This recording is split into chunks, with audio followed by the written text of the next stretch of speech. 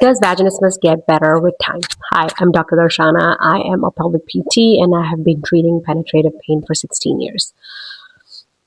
A lot of times when people have pain with penetration, there are two big pieces to it. One is the actual physical piece where the muscles around the vaginal opening they're guarded. Okay, often people use the word tight. Now there's a difference between a muscle that is just tight, like your hamstring, like you haven't used it in a while, where the answer is just stretch it, right? And a muscle that is guarded, meaning a muscle that is scared and it is responding to that by holding tight in one position. So stretching is not enough for that muscle to stop having that response. So the word that you need to carefully use is a muscle that is guarded versus a muscle that is tight, because tight implies it is just a flexibility issue and you just need to stretch it.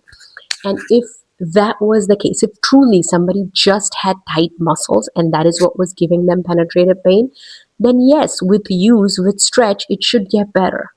But the very fact that it isn't tells you that it is not just that, right? And then the second piece to penetrative pain is emotional and mental, because your brain, your mind, your nervous system literally has one job: prevent pain and keep you safe. So why do you think it would allow something painful to happen to you, right?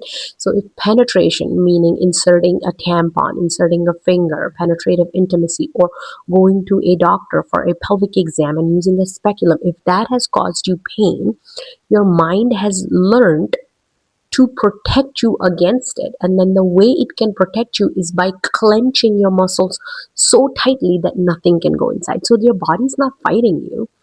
Your body's trying to protect you, right? So there are these two pieces: emotional and mental response and physical response.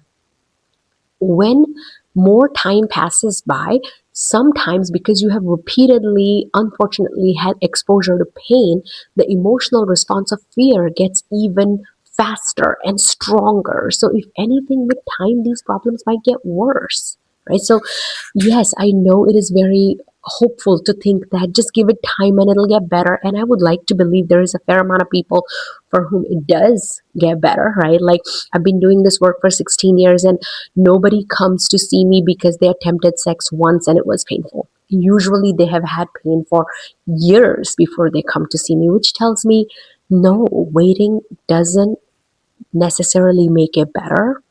You just cannot write it off. Life is busy, work, family gets in the way, and you may not have the bandwidth to focus on it.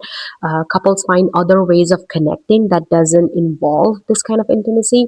So they just kind of learn how to live around it, but that's not because it got better, right? You just got used to it.